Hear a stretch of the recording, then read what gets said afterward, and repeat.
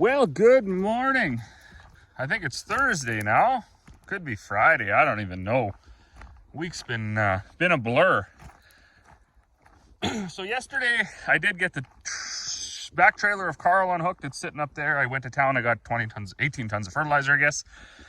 And then I got the grain vac switched over, cleaned out, filled that truck with wheat. Between Mother and Corey, they've been out anhydrous on the home piece here. It's about 400 acres, so it takes them a little while to do it. We only have a 30, I think this is 35-foot cultivator or something. And we never went to knives.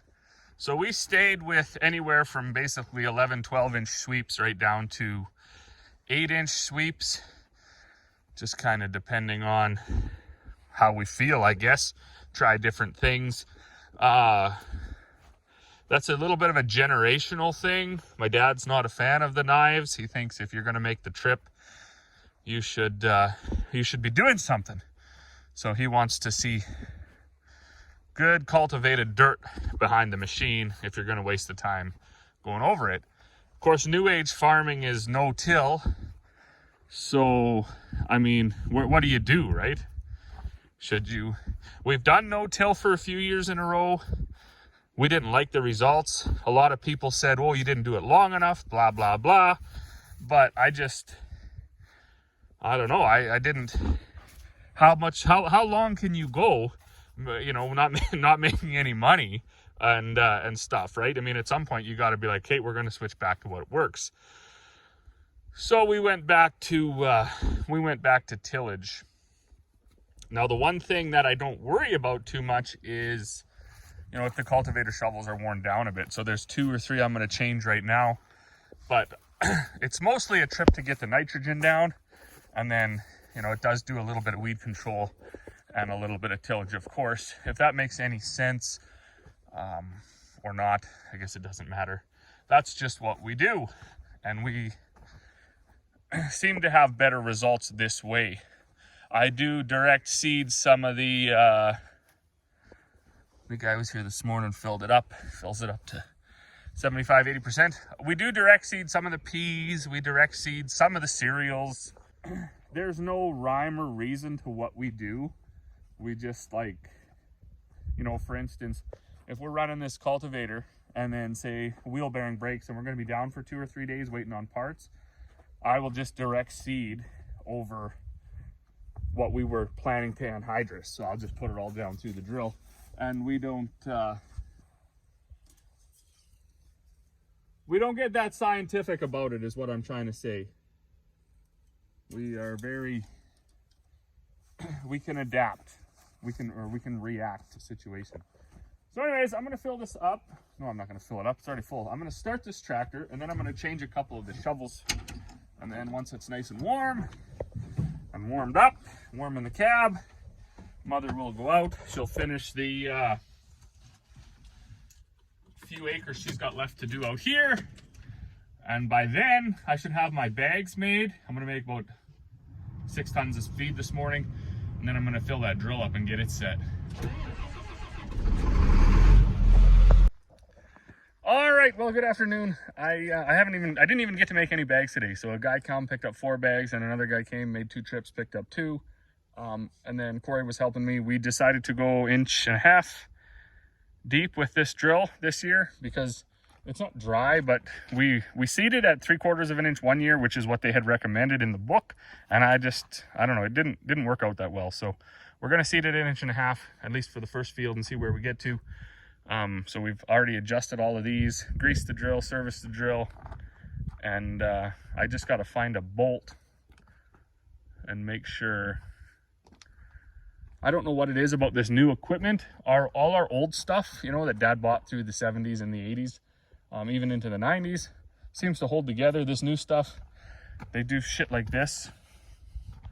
Double nut, or instead of using like a lock nut or a stover nut, I don't know why. So the bolts get loose or break or fall out. So this one's, and then of course the guy never has it because they got every different length and size on this drill. These ones over here, this one wasn't supposed to be like this, it fell out.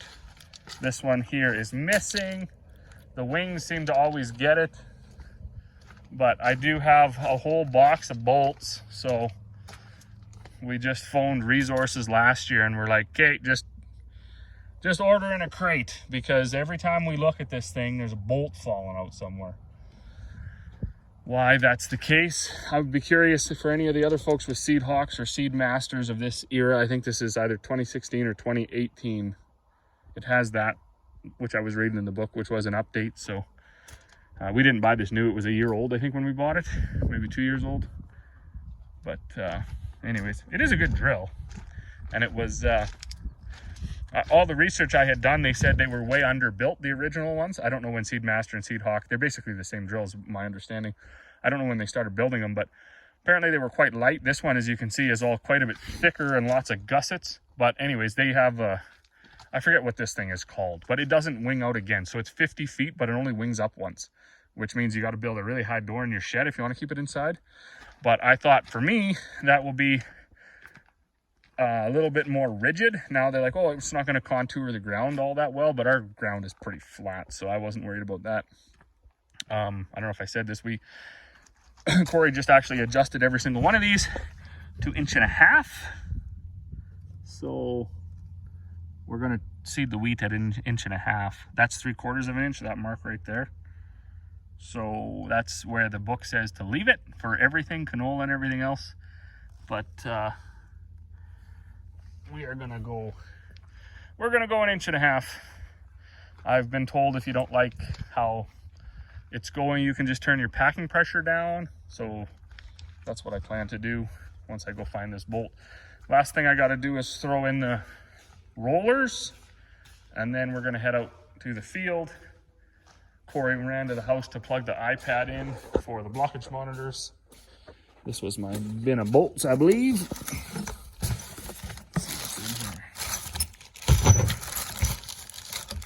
I think these were the guys I needed. Nuts, bolts.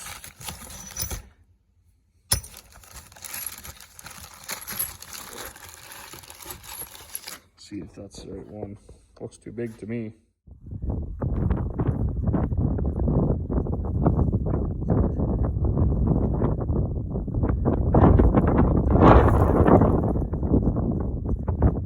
Oh, there we go. I'd say that guy's happily in the moisture.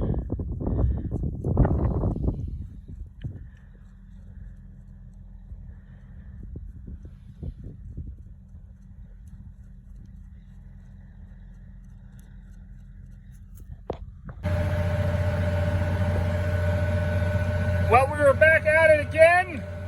The GPS, I got a chain hanging there, which is supposed to be in that last row, or ideally it would actually be 12 inches this side of that last row. That's when you'd be most efficient. But I got it set for about a 12-inch overlap. That's Mother, actually, she's going to anhydrous on another quarter.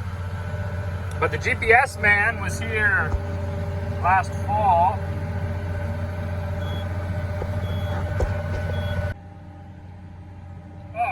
Spun around here. So yeah, he was here last fall, and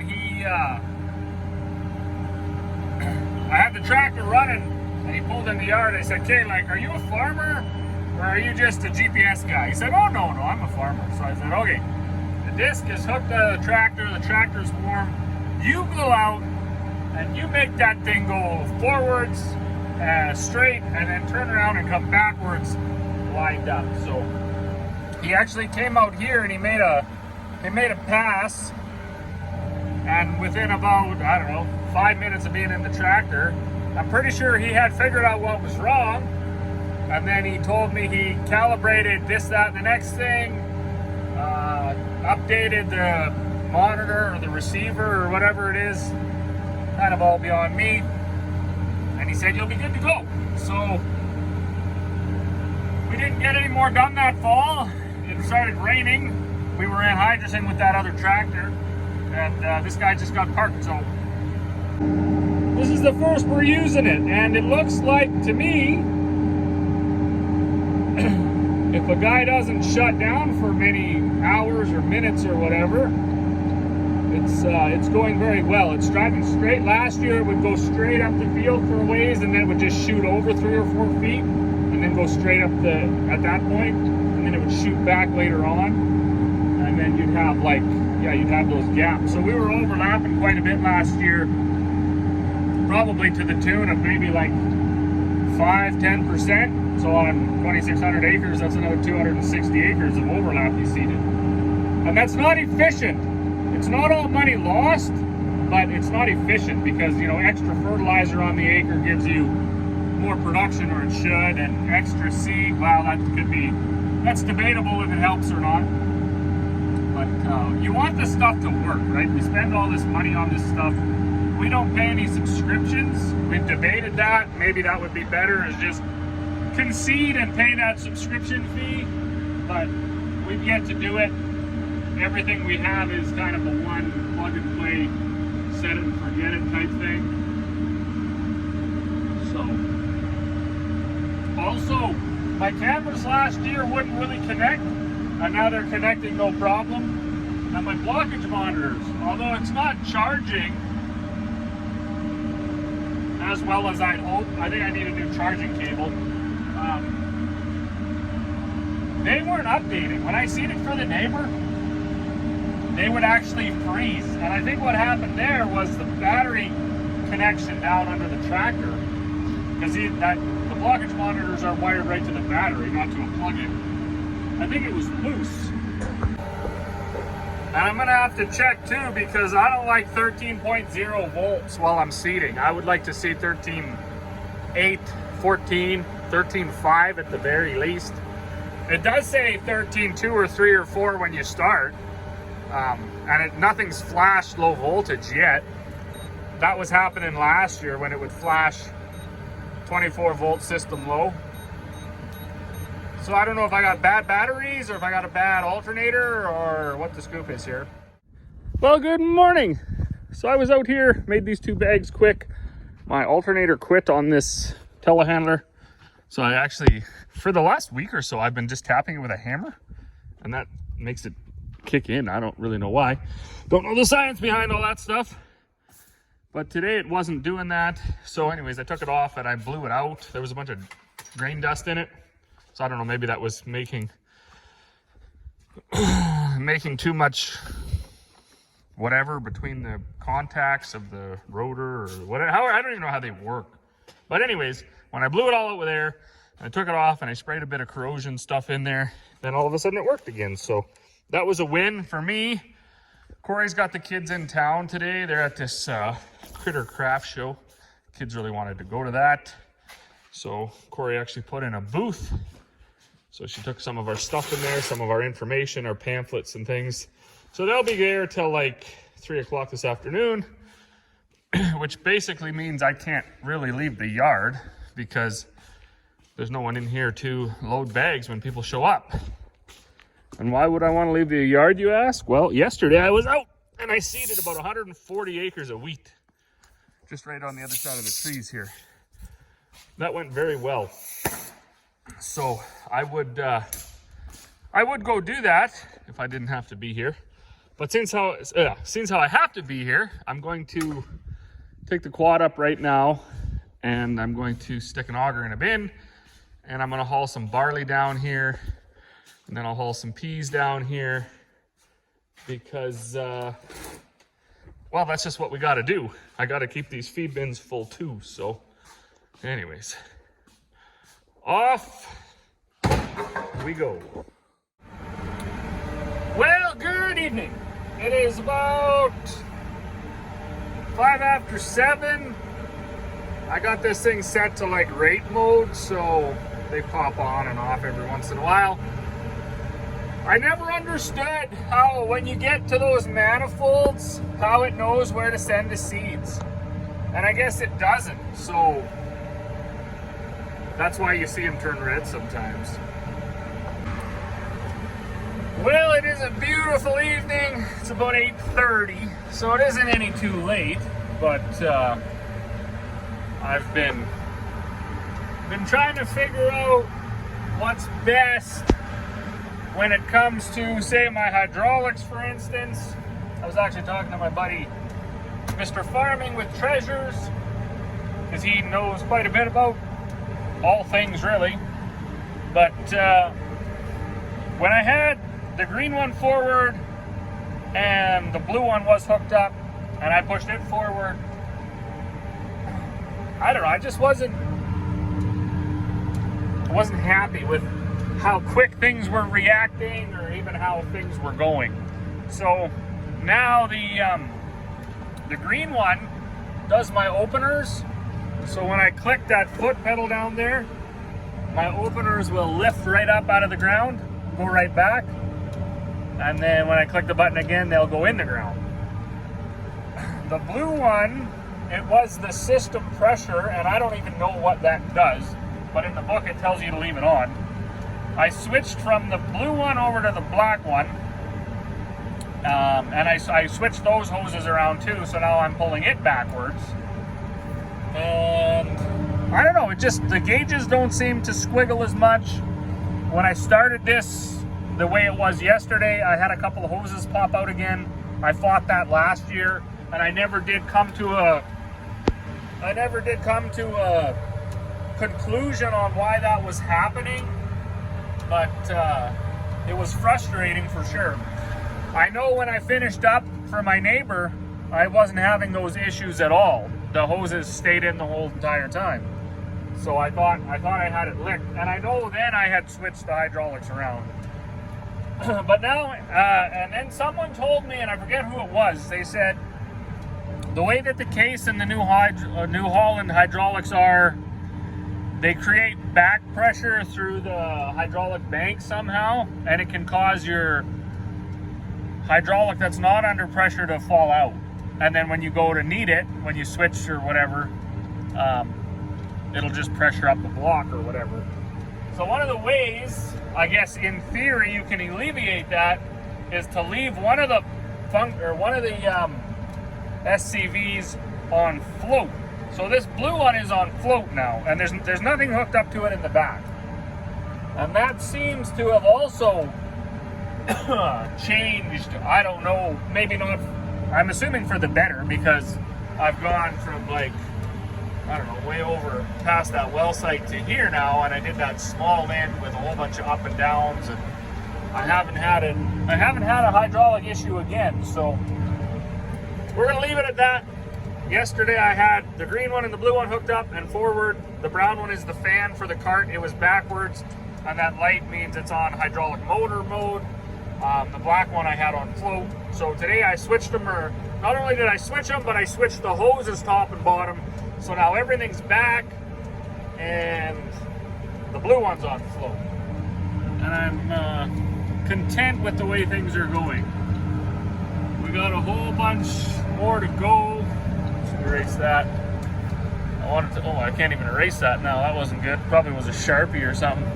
I got 77 acres on my first fill of wheat. So I think that's about right. I think it was possibly, what do they call that, siphoning or vacuuming a little bit, because my fan, which was another thing that was strange, was going like 5,000 RPM with only a little bit of like the fertilizer velocity is still at 6,300, and I was able to turn my hydraulics way down.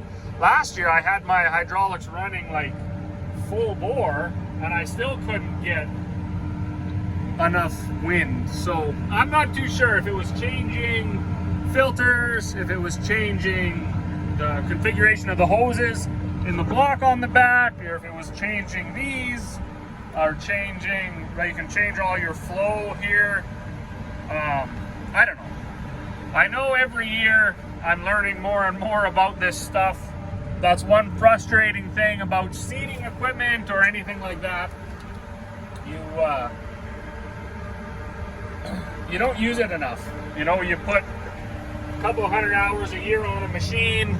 Lots of times you're behind the 8 ball, so you don't spend enough time doing studying it or learning it or even writing things down, because next year is probably not even going to be the same, so it's irrelevant. And for those reasons, every single year is a new day. So you start right over. But this year, I'm going to make some notes. I'm going to take some pictures. That all seems to be working well. This all seems to be working well. I did have the New Holland GPS specialist guy or whatever out last fall, and he took this tractor and he went and he did a little bit of disking on this field to try to make it all line up. He said he had to